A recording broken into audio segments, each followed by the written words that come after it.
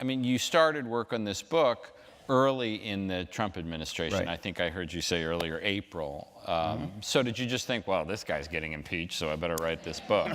No, I didn't think that. I thought the time had come, even at the moment of his inauguration, to start studying impeachment, to start investigating what was going on, because it was clear he was violating the emoluments clauses that people hadn't said a lot about, but that really were the main protection against corruption with foreign powers holding sway over our president. But I knew from the beginning that there would be a lot of push to get rid of him. And I also knew that it's not as easy as some people think.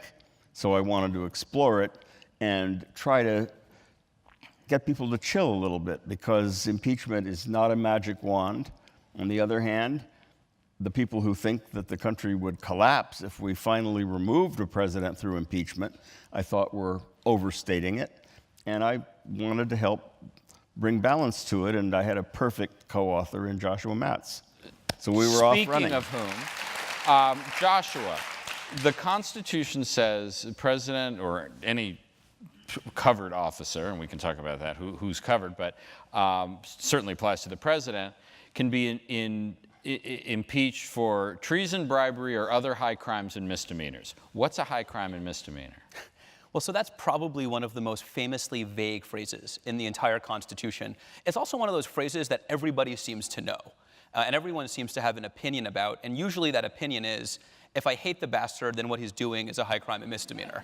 And as far as constitutional law goes, that won't get you very far, it turns out. Although, I mean, Gerald Ford, who was involved in a fortunately short-lived attempt to impeach Justice William O. Douglas, said a high crime and misdemeanor is whatever the House of Representatives decides that it is. So it's not, so the definition is very much up for grabs. But anyway, tell what you think the definition is. Well, so let me just start by saying, though, that's true.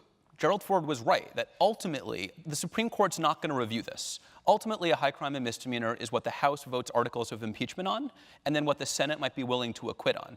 But that's the idea that there's nothing interesting to say about it doesn't really work for me, because we would hope that our legislators would act in good faith and with an understanding of the constitutional design. You shouldn't impeach the president because you don't like the suit he wore to work on Monday. There's an understanding that you need real wrongdoing. In particular, what you generally need is an abuse of governmental power that genuinely imperils the constitutional system, or other conduct that renders the president essentially unviable as the leader of a country that really is a democracy.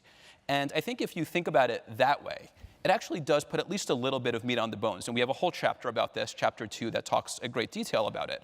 But the last thing I'd emphasize is that usually when people talk about impeachment, the conversation starts and stops with the question that you just asked me, which is, has the president committed a high crime and misdemeanor? As if, if the answer is yes, if you can only get enough law professors to agree with you, it will fall from the sky like a sword of Damocles and the whole situation will resolve itself. The question whether a high crime and misdemeanor has occurred is only the first question that you have to think about in figuring out whether impeachment is wise and whether it's actually likely to succeed.